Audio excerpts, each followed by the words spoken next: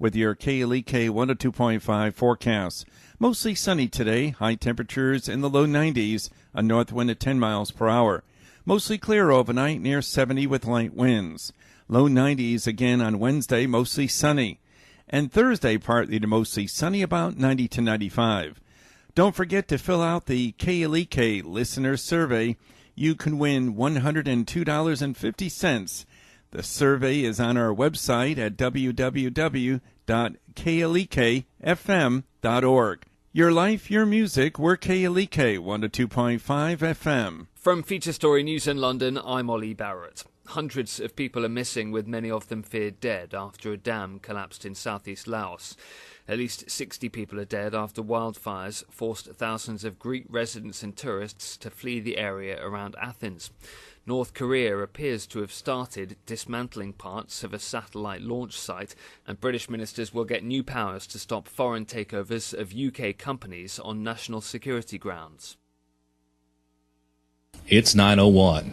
Community Conversations is brought to you by Arkansas Early Learning, offering no-cost childcare in Jonesboro and Northeast Arkansas. Applications at arearlylearning.org. Arkansas Early Learning is a nonprofit organization. KLEK LP Jonesboro, the voice of Arkansas Minority Advocacy Council. It's now time for Community Conversations, a program focusing on the people working to make the Jonesboro community a better place, while offering viewpoints from all sides of the issues. The views expressed in this program are those of the participants and do not necessarily reflect the views of KLEK 102.5 FM, the voice of Arkansas Minority Advocacy Council, or our underwriters or sponsors. Good morning, everyone, and happy Tuesday to you. I hope that you're having a great start to your day. You're tuned in to Community Conversations on KLEK 102.5 FM. I'm your host, Quabila Jones, and my special guest today is Mr. Shamal Carter from Mid-South Health Systems, where he is a mental health paraprofessional, and he's also making some great strides within the community with different events that he's been hosting under his, I want to say organization name, but he's going to tell more about that, called Bridging the Family Gap. So thank you for joining me this morning. Good morning. Thank you for having me. So as we know, school, back to school time is right around the corner. And so many parents, while they are preparing to get school supplies and clothes, there's also other aspects to think of when it comes to your child's learning environment, who their teacher's going to be, what the curriculum may be, and if your child has special education needs. And when we say special education, that doesn't mean slow or, I don't want to use the other derogatory word that some people have used in the past, but it doesn't mean your child is quote unquote slow. They just learn different and need more. Modified assistance would be the correct way to say it. Okay. Thank you so much. So today we're going to be talking about what an IEP is and a 504 plan. We've talked about it before, but we can never talk about it enough because people need to know that this, I'm not going to say they change, but there needs to be some modifications made each year or every so many years. So I'm going to let the professional get right into that and tell you about these two different plans. No problem. Good morning, everybody. This time last year, I guess I was on the show and we were discussing the difference in the plans and so on and so forth. First off, if your child has some type of disability that impairs his learning function, he qualifies or she qualifies for an individualized education plan, which is an IEP, or a 504. The individualized education plan put things into play to assist them. If my child is dyslexic, then they qualify for what they would call modified testing. They qualify for what they would call intervention, to allow them to have the equal opportunity when it comes to their education. Okay. The 504 plan is more so, it's not as long term as IEP.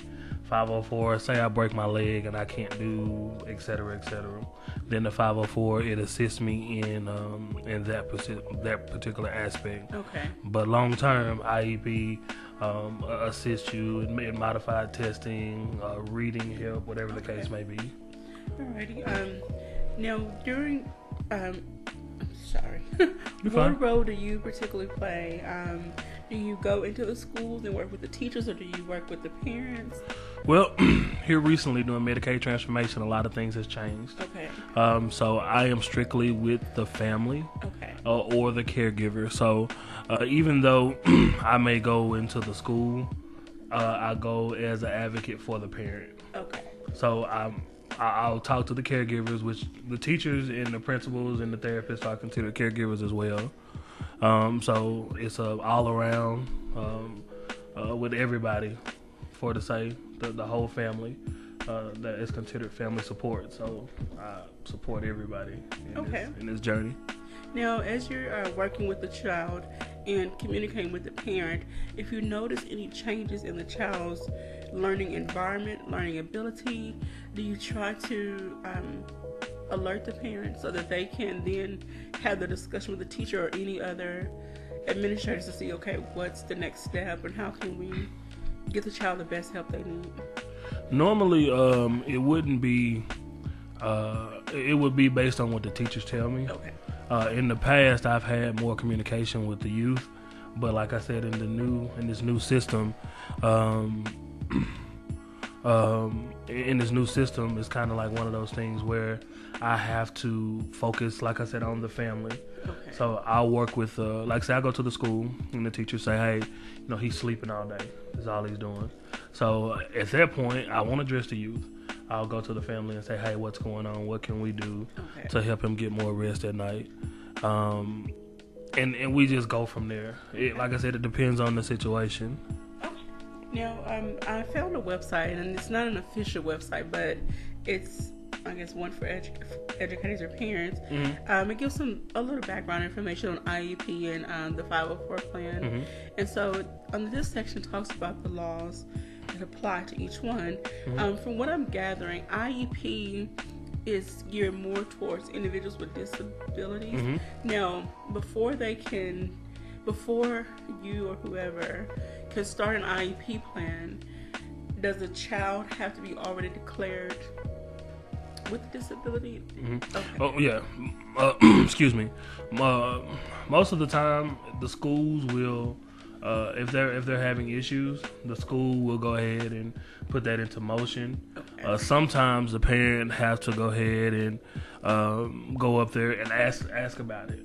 And if they qualify based off of what's going on in school, then that's when the school will go ahead and put it into motion. Okay. Now, side note, I don't know if you can answer this. Maybe this may be a question for the Social Security office, or if a parent notices their child is different, they may have a slight learning disability.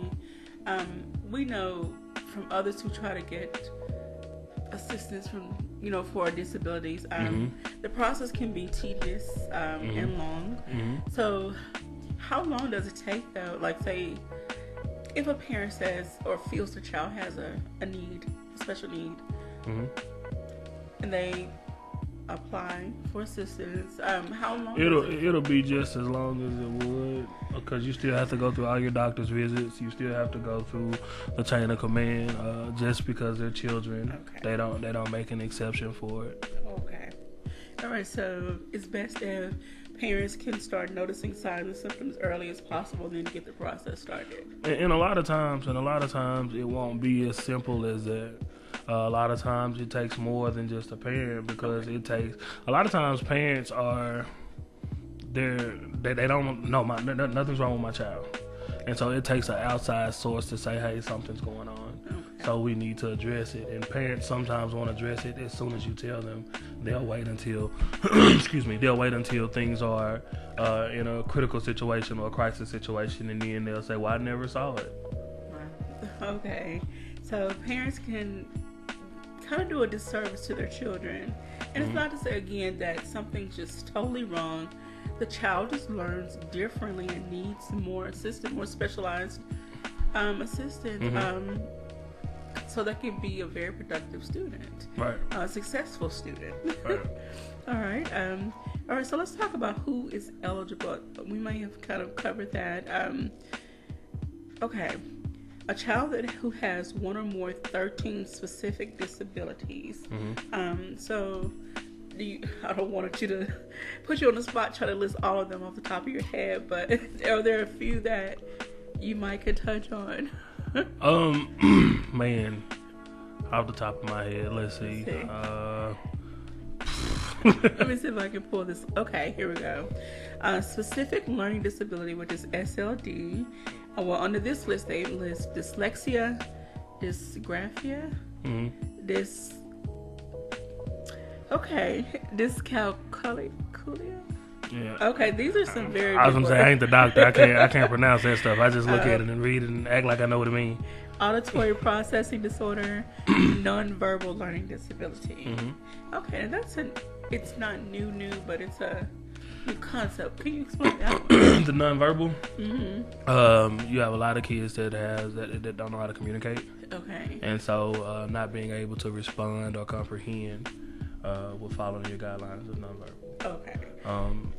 Another thing that they do now is children with sensory issues. That falls under that as well, because you have to adjust the classroom to their needs according to state law. Wow. Okay.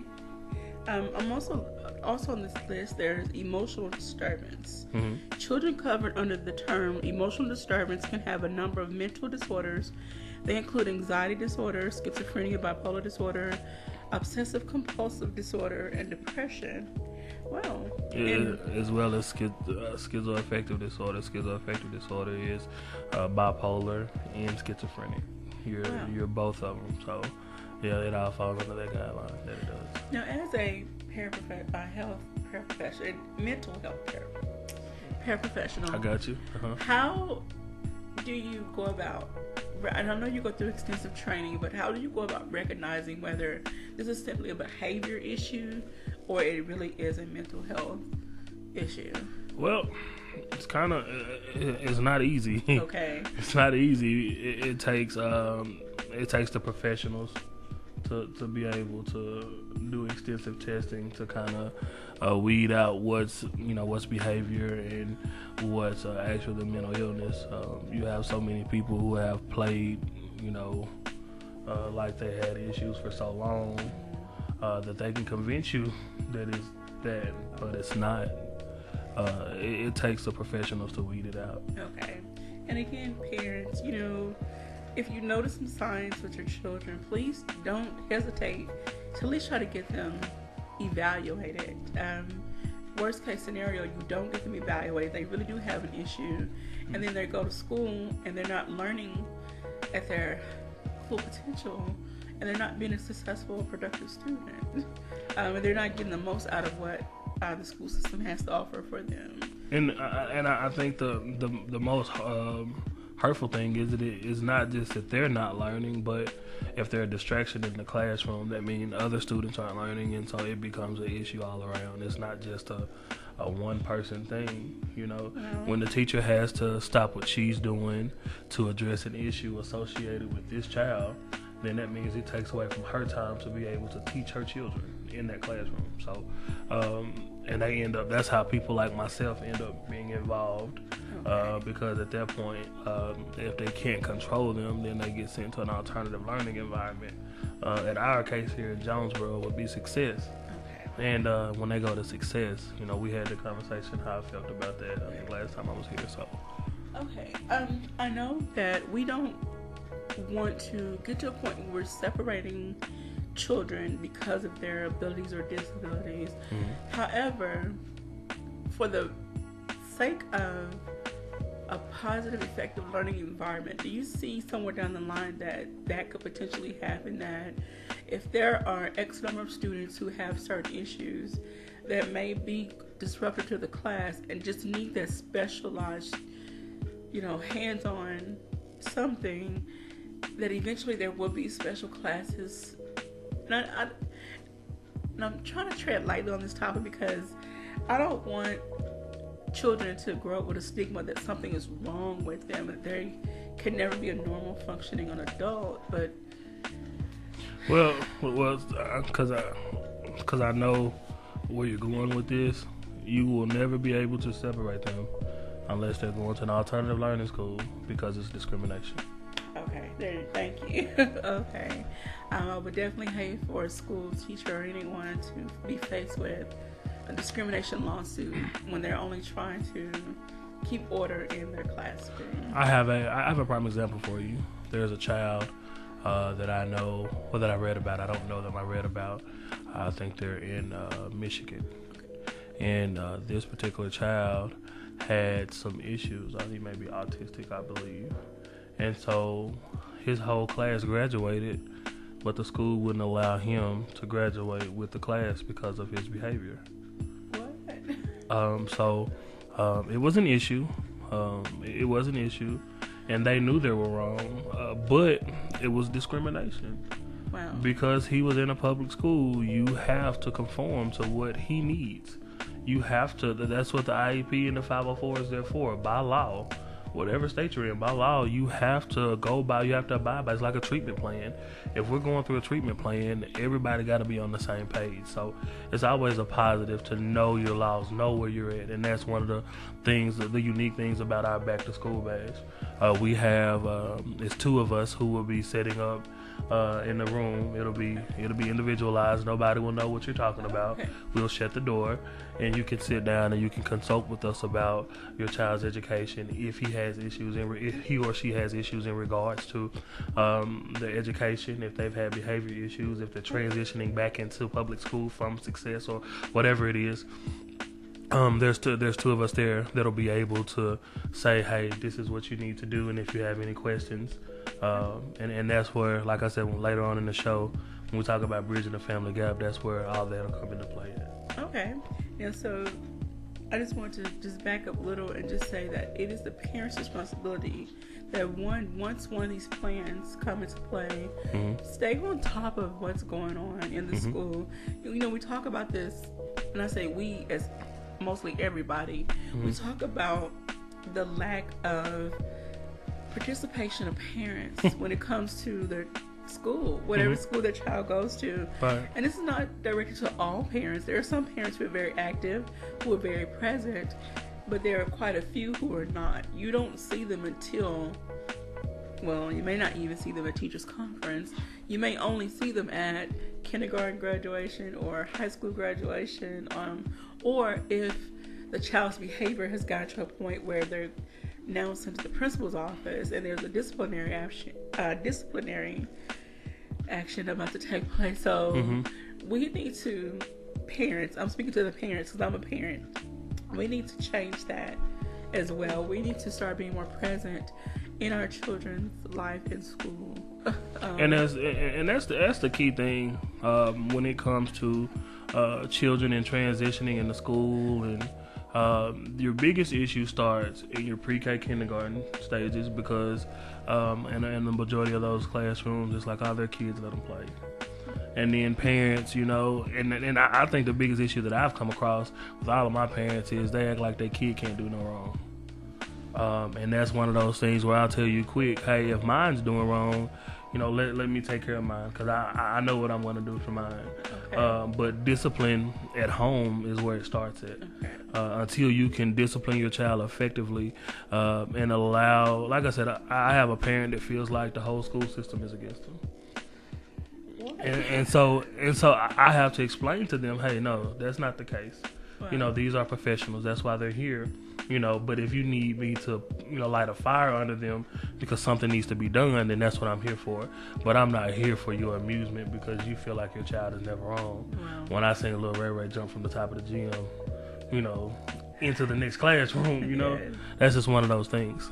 And I also want to encourage parents, again, like you said, utilize the resources that are available, the individuals that are available that serve as that middle person between the parent and the school. That's what you're there for. You know. Yeah. Don't go up there cussing them folks out. Please don't go up there because it ain't gonna do nothing but make it worse. Going up there and getting out of character, you know what I'm saying? At that point, they exclude you from your child's education. Really? They're not gonna call you. If they call you, they're gonna tell you to come pick them up. That's the biggest thing. If you're not willing to work with them, you know what I'm saying? If you're not willing to work with them, then why would I even put myself in a position to call you if I call you, say we 4 months into the school year and I've called you twice a week for 4 months, and the whole time I call you, well, what are you doing? What did you do? What did you do? so-and-so this and so-and-so that. Well, why would I continue to put myself in that position? Yeah. Why would I label my child, and this goes to the parent, why would I label my child by acting just as ignorant as they are? Yeah. It's already hard enough, and then you answer to the stereotype, and so now you're at square one with no help. Because if I hear you cussing them out, then I'm going to be like, well, hey, I ain't nothing I can do for you. It's a respect thing, And so we have to do better as a people. And what I've seen in this, I'm not saying this community, Jonesboro, I'm just saying society, we've kind of gotten away from that whole village helping to raise children as well. Right. Some parents are like, you can't tell my child what to do, but you're not telling them what to do either. Right. Anyway, so I just would love to see again us come back around to, if an adult sees a child out of order, we have the right to say something, not discipline necessarily, but say something, and the parent respects what the other adult, did. I don't know. When I grew up, it wasn't just say something. If I did something down the street at the park, man, everybody. I mean, if I got a whooping at the park, I got a whooping when I got to grandma's house. I got a whooping when I got home. But it didn't kill me. I was watching a Facebook video where a young man was being apprehended by a police officer, and he slammed the police officer. He picked him up and slammed, and I'm just thinking like, but I promise you, if that cop had shot him, it would have been, oh my God, racial this and racial that. But you have to learn where respect is. You have to, and that comes with our children, that comes with our families, that comes with everybody, because if I don't respect my superior, if I don't teach my children to respect my superior, then nothing's going to get done, because everybody's going to be right. Too many chiefs and not enough Indians. Amen. All right, so with that, we're going to take a quick break. You tuned in to Community Conversations on KLAK 102.5 FM. When we come back, we'll talk more about bridging the family gap and the upcoming back to school event and how you can participate if there's some volunteer opportunities still open. So stay tuned, and we'll be right back after these announcements.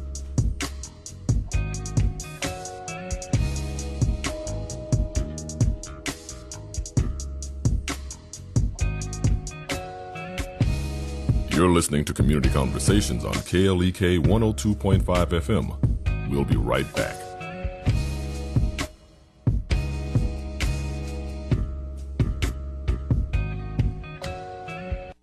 Wives, are you looking for ways to be your husband's hero?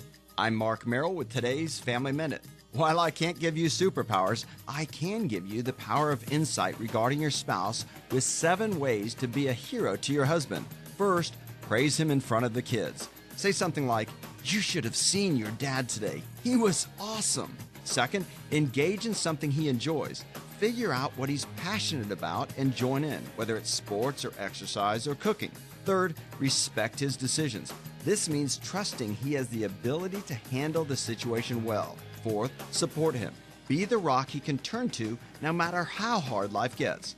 For the rest of the ways to be your husband's hero, listen to the full podcast on my blog at markmerrill.com. Remember, your family first. Family Minute is made possible by the Kappa Nu Omega chapter of Alpha Kappa Alpha Sorority Incorporated, a non-profit organization committed to service to all mankind. Kappa Nu Omega Alpha Kappa Alpha on Facebook and KNOMEGA1908.com. Family Minute is brought to you by the Gears Foundation, a non-profit organization providing students with assistance in their academic and career pursuits. Gears Foundation on Facebook, Gears_Inc. on Instagram, and the Gears Foundation at gmail.com. KLEK is conducting a listener survey that will allow for you to give feedback on the station. The information from responses to the survey will allow us to make KLEK a better radio station for you. The survey is on our website, www.klekfm.org, or if you need a paper copy, you can call the station on our business line, 870-203-9915. We ask that as many listeners as possible fill out the survey so that we may have the best possible feedback to continue to educate, entertain, and empower you and be your radio station. As a token of our appreciation, one lucky person who completes the survey will win $102.50. $1.50. You must submit your email on the survey in order to qualify to win. The winner will be drawn August 1st. Also, each week in July, a winner will be drawn to win his or her choice of a KLEK coffee mug or hat. Again, the KLEK Listener Survey is on our website, www.klekfm.org. KLEK thanks everyone for their support.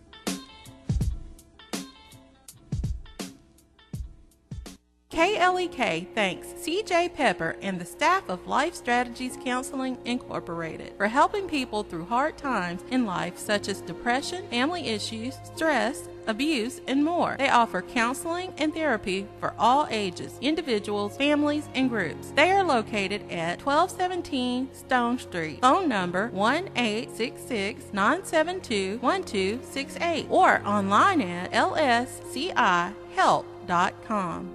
The Office of Diversity and Community Engagement at Arkansas State University, under the leadership of Dr. Maurice Gibson, is a proud supporter of KLEK and is dedicated to finding innovative ways to advance their mission of creating a diverse and inclusive environment, conducive to educating, enhancing, and enriching lives, uplifting various and diverse groups on the A-State campus, and striving to maintain Arkansas State University a place that is inclusive to all individuals, regardless of origin, color, religion, socioeconomic status, or sexual orientation. More information about the Arkansas State University Office of Diversity and Community Engagement is available at www.astate.edu/diversity and 870-972-3081.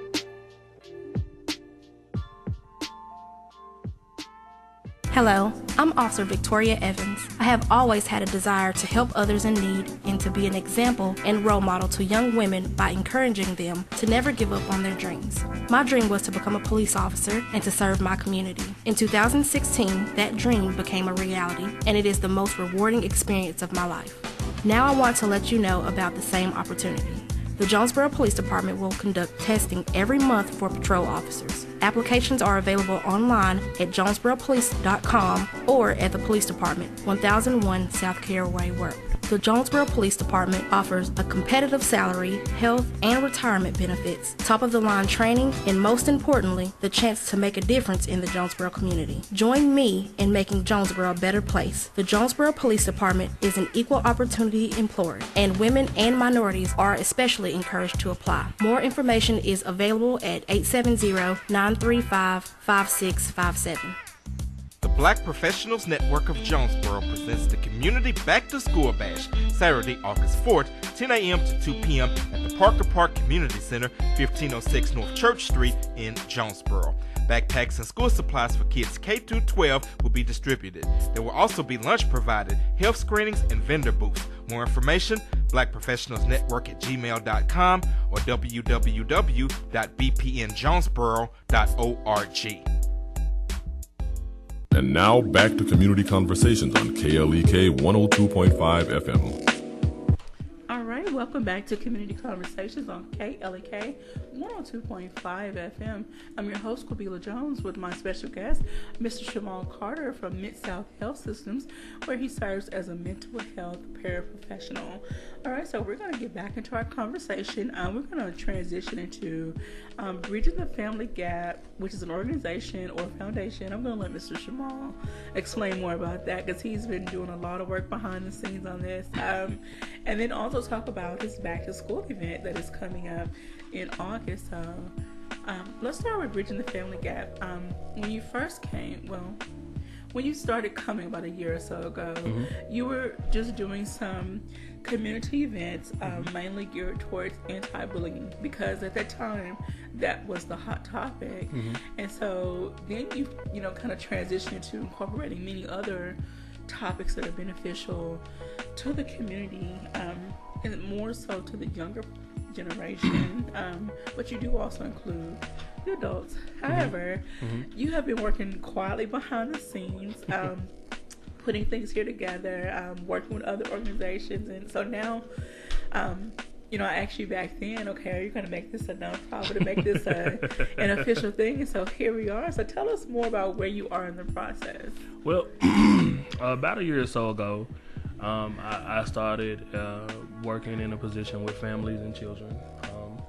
And so in that, we had to have a committee that met once a month. It was an advisory committee. And so I did the non-traditional route. The original plan for the Youth and Family Advisory Committee is to have youth and the family involved. Okay. But anytime that you incorporate youth in something that you're trying to take care of business-wise, it's not very successful. So the first thing that I did was I went and I got advocates from throughout the city, teachers, case managers, organization leaders of children, different things like that. So we started out there. So starting out there put us in a position to where we made some big strides in the community. In making those strides, Bridging the Family Gap became more personal than just a committee name. And so advocating for families throughout not just Cricket County, but I mean, there would be times I would travel to other places that's outside of my catchment area because that's something that I enjoy doing. I started teaching parenting classes and different things like that, which put me in a position to say, okay, where do we go from here? You know, I'm not trying to gain from this, so I'm trying to give back to my community. So probably about 6 months ago, I started working on getting my LLC because I published my book, and so it was a self-published. So of course, you know, my sales are pretty good, so I'll have to file taxes on that in the next year. So anyway, the logistics of it. So I started working on my LLC, and so probably about 2 months ago, we found out that we had lost funding to our CCCY, which was our extended services program at the company that I work for. And with that, the Youth and Family Advisory Committee fell under the CCCY. And so I said, well, I've been working under this name for a while, and I'm going to continue to build in my community. So that's when I went and did the paperwork to start a coalition. And we're not, and I call it a foundation because of the things that we're going to do associated with it. My goal is to assist families in different things that they need. We are partnering with a few mentor groups within the city. The focus is single parents, minorities, and children with mental illnesses and disabilities. In that, we're going to offer different resources to the families. Ms. Shelby Knight at the Center for Exceptional Children. She's a great advocate for children with disabilities, and there are so many other avenues that we are taking to make sure that our community is getting the help that they need. This year, I won't be able to do it, but the plan is next year is to be able to offer 3 scholarships to 2 of them, in which will be to children who have had behavior issues and who have overcome, and they are at the place of graduation, and 1 in which will be an athletic scholarship, and it'll be named after my grandmother. That's awesome. And so that's I guess that's the basics of it. It came from many nights of research and trying to figure out, okay, what do I need to do?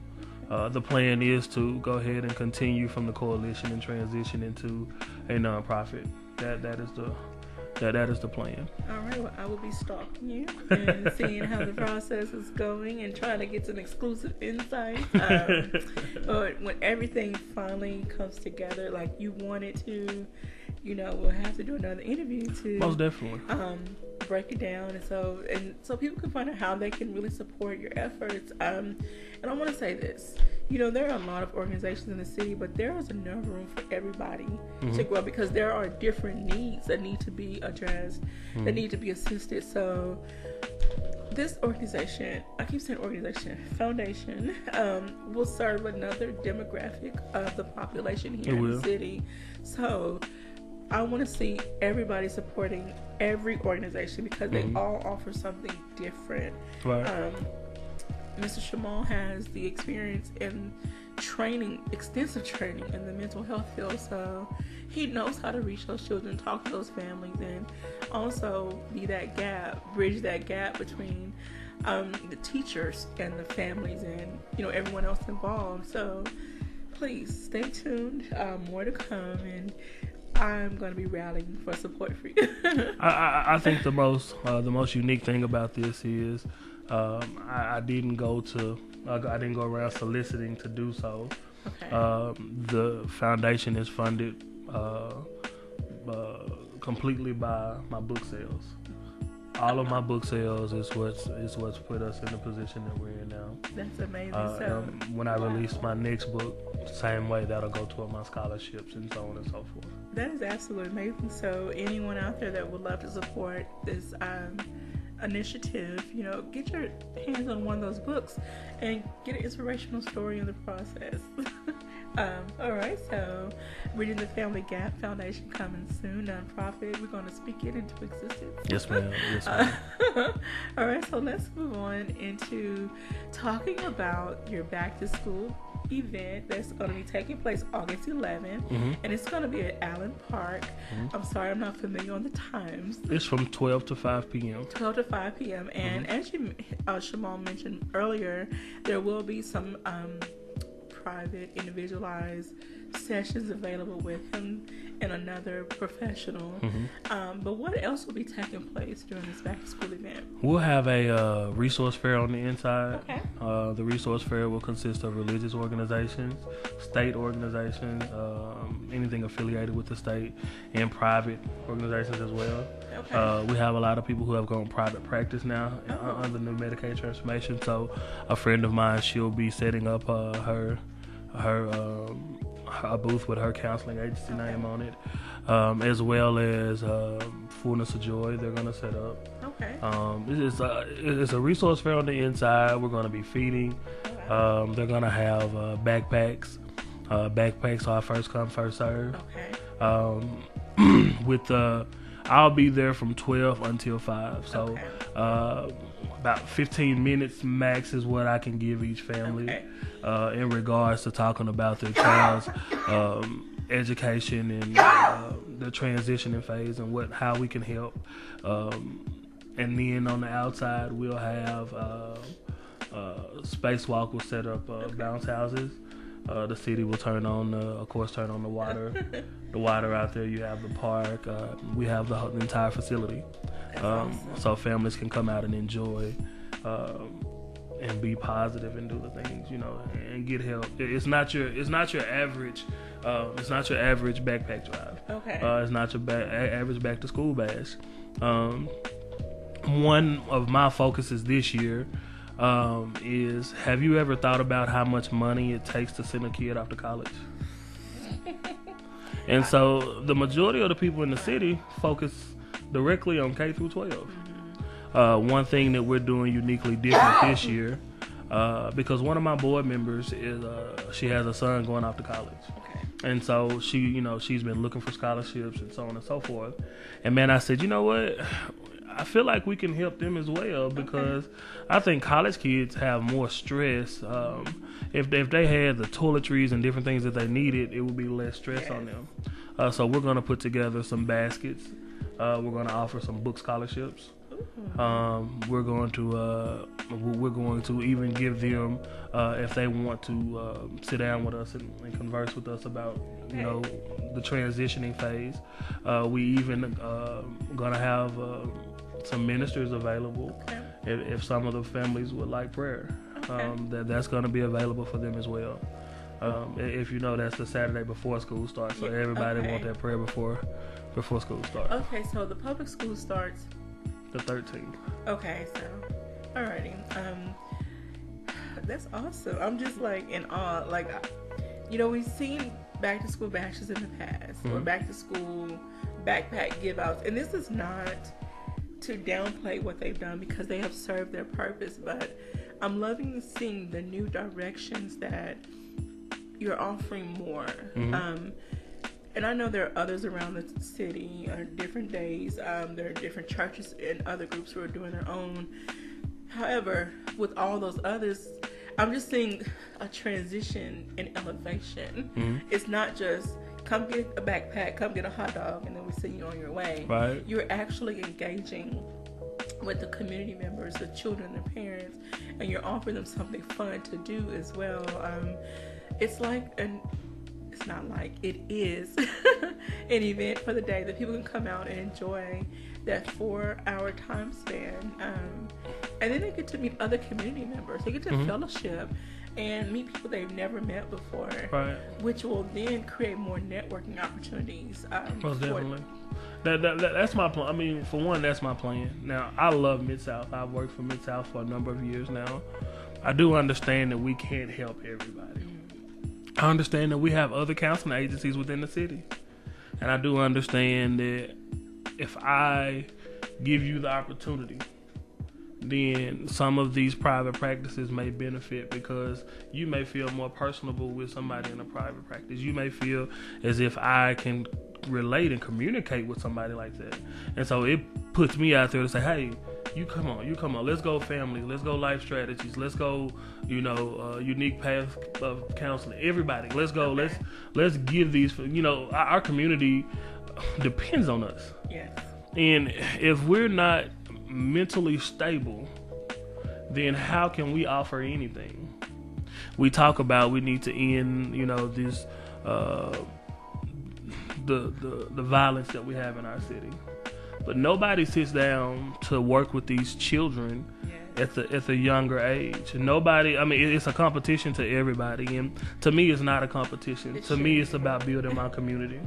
I may not have $2 in the bank, but I got more than $2 in the bank, y'all. But if I don't have anything in my account, if I know that my community supports me, then that's all that matters. Yes. If I know that I have a strong support system in everything that we're doing, then I'm okay with that. And that's kind of where I am. Like, I don't have $2 in the bank right now, but I got $2 for you. But I do try to give back as much as possible in any way that I physically can. I can't be everywhere all the time due to some physical limitations, but I know how to work a phone and a computer and this microphone, so I do the best that I can to try to reach out. And it takes all of us. All of us have unique skills and abilities. I had a conversation with Reverend Greg Ota and, another young lady who runs an organization, a business, and people always say, I don't want to tell someone my idea because they're going to steal it. But Reverend Osa was like, God gave you that gift and that ability. Only you are equipped and anointed to do that thing the way God intended for you to do it. So just because someone else can sing, they don't have the same, they can't sing at the same level. There's different levels. It's different. I'm sorry, I'm not explaining it. No. The thing is, you're appointed for whatever position, and I think this is what you're saying. You're appointed and anointed for whatever it is you're going to do. So if somebody else picks your idea up, it won't be the way you done it. That was one of the biggest things with my foundation, getting it started. I was afraid that somebody else was going to steal my idea. When all along, all I had to do was open my mouth, and I had more support than, I wasn't crazy. I went ahead and got my LLC. So I know that's right. But you gotta protect yourself. But you have to protect yourself. But at the same time, what's unique about my foundation is, you have the Center for Child Advocacy and different things like that. But what's unique is we're volunteer based. Okay. But the volunteers are case managers. The volunteers are teachers. The volunteers are business owners. Okay. There are people who work directly with families already. And they have a vested interest in the Exactly. Wow. It's not about $1 with them. They truly want the community to grow based off of not just financial means to them, but because they love Craighead County, they love this community, they love Jonesboro. That is really awesome. And I know I kind of overstepped your comment about your passion for the kids and really helping to draw our kids back in. If we're not careful, we're going to lose this upcoming generations of children, and I want to say 25 and under. Okay, I'll give you that. Because there's not a lot for them to do. Not everyone goes to college. Some may not work certain jobs that we deem as, glamorous.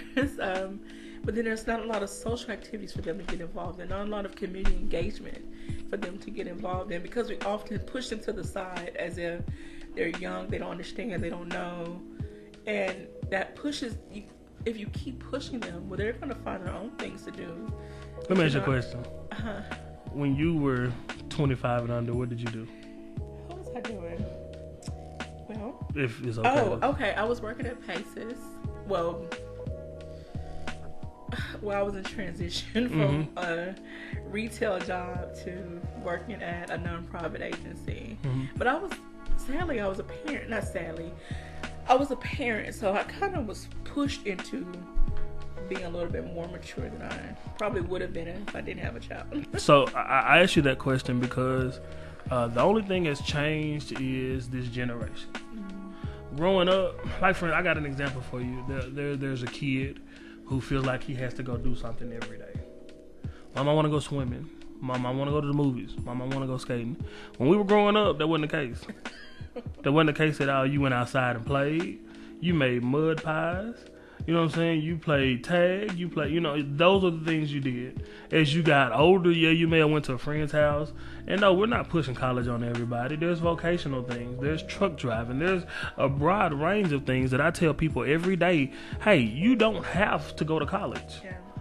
College wasn't for me in the beginning, but eventually I had to get in line because you get tired of people telling you what to do, which people still tell me what to do now.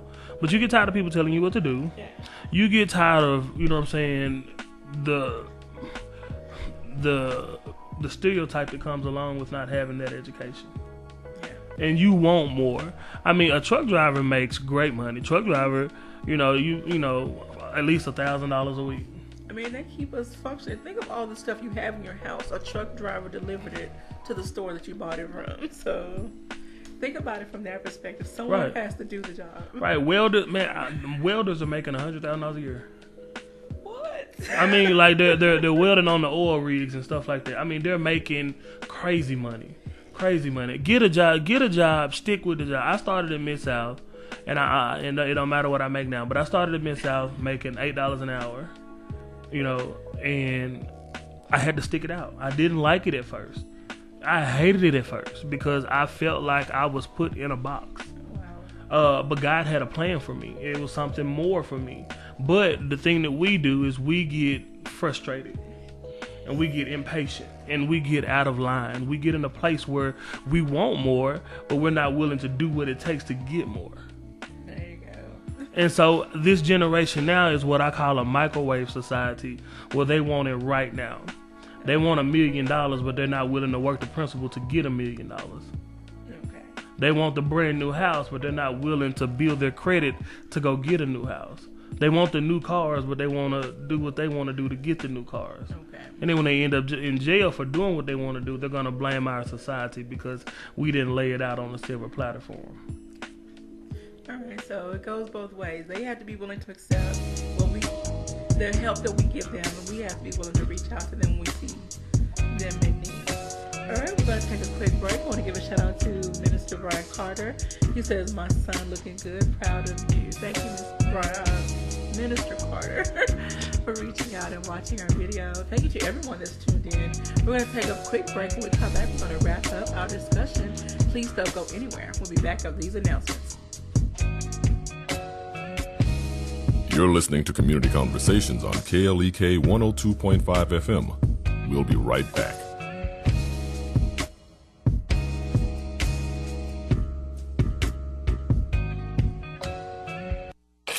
We're back with Money Matters. I'm Alfred Edmond Jr.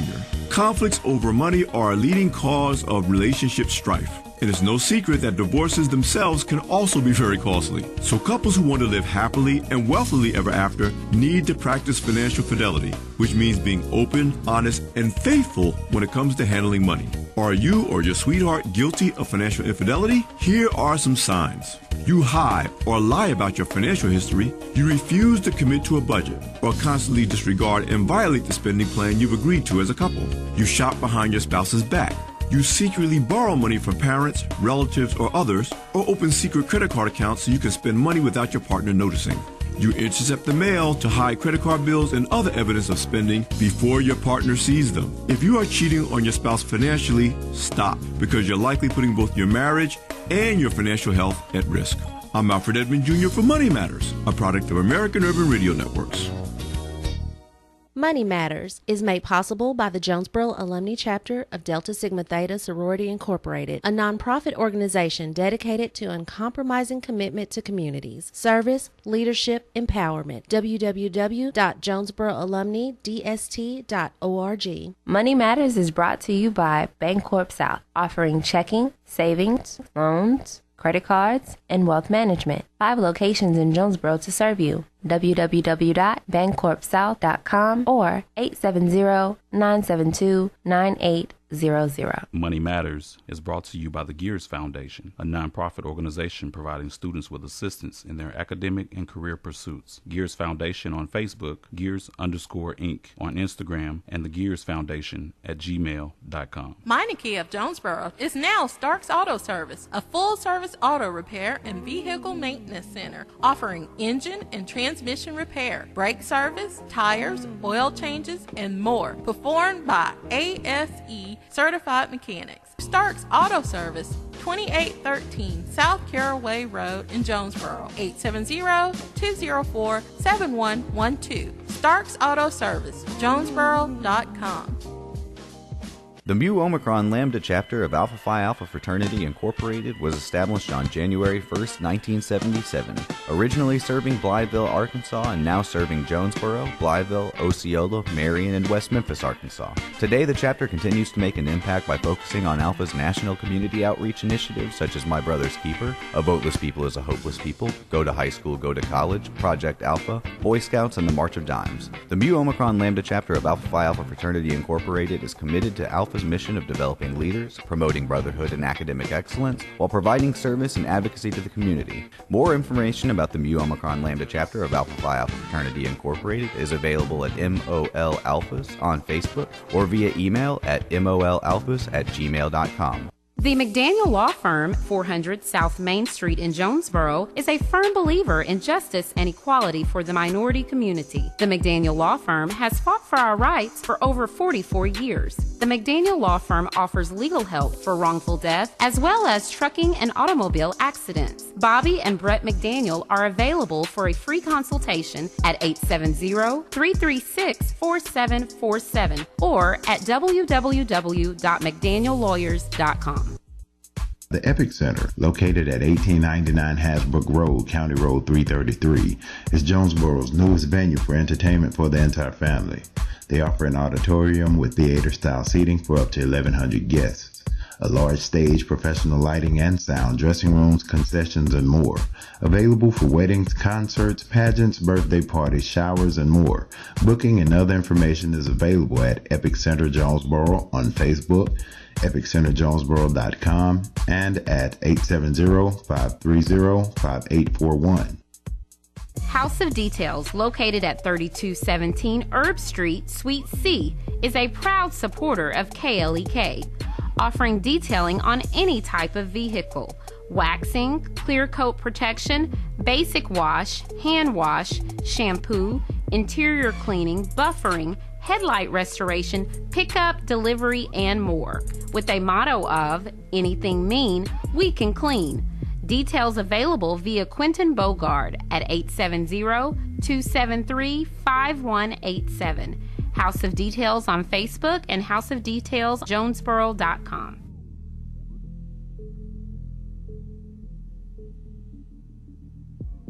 Check out the Dorinda Clark Cole Radio Show every Sunday at 4 o'clock p.m. Listen as Dorinda plays the very best in contemporary gospel music and interviews all of your favorite gospel artists. The Dorinda Clark Cole Radio Show every Sunday at 4 p.m. on KLEK 102.5 FM.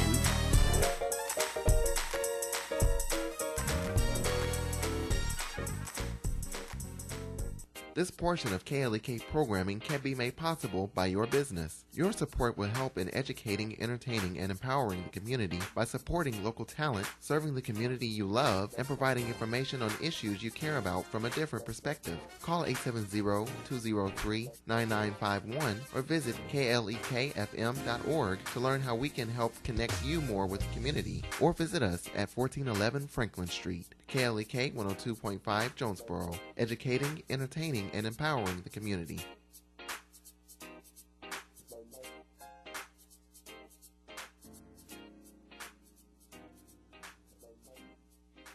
And now back to Community Conversations on KLEK 102.5 FM. All right, welcome back to Community Conversations. I'm your host, Khalila Jones, and my special guest is Mr. Shamal Carter from Mid-South Health Systems. He's a mental health paraprofessional. I can't thank you enough for joining me today. Today we talked about the IEP, which is an individualized education and the 504 plan. And these are very essential for helping children that have special needs, and not, physical, special need, but special education needs. It helps them become successful, confident students if, there's adequate interaction between the teacher, parent, child, and other professionals involved. So, your wife just checked in with a big heart. Hi, Miss Whitney. No, that's not your wife. I'm so sorry. Your wife is named Whitney too, though. That's her. Oh, I'm sorry. It is Whitney Carter Keys. Okay. Thank you for tuning in. All right, so I'm going to let you wrap up in these last few moments. Any information that we may not have covered, or just some final thoughts you would like to have, please. Okay. First off, I would like to let our community know that our backpack bash is not just fun. Okay. Our backpack bash is to empower with knowledge and give everybody the opportunity to build. I encourage everyone to come out and support the different organizations who are connected to this event. We have several people. I want to shout out Fullness of Joy. Okay. They are amazing in this particular event. My friend Tierra Hamilton, Cornelius Moore. I could name thousands of people. Mid-South Health Systems. I could name many, many more, but I won't. And if I didn't say your name, please don't charge it to me. Okay. But I'm limited on time. But I do want to tell you guys this. Coming into this school year, don't just make it about how good your kids are going to look. Don't make it about that outfit they're going to have on the first day of school. Don't make it about that fresh haircut. But make it about empowering them with knowledge. Make it about giving them an opportunity. This generation is not lost. It's not lost. It's up to people like myself in a strong community to give them the opportunity to succeed. Success is at your fingertips. Okay. I always remember in my book I quote myself. Failure is only the coordinates to success. Oh, wow. You may have failed many, many times before, but this is your fresh start.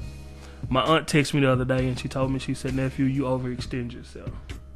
And I do. She probably get me for saying this. She said, "You overextend yourself." She said, "You need to take the time for you." Okay. And she said, "This is your new start. This is a new day.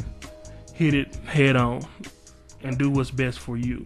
Okay. So I tell all of my families with my last few seconds, this is your new start when the school year starts.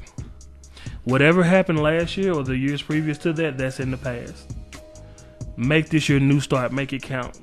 Because believe it or not, this is going to follow your child from not just today, but on up.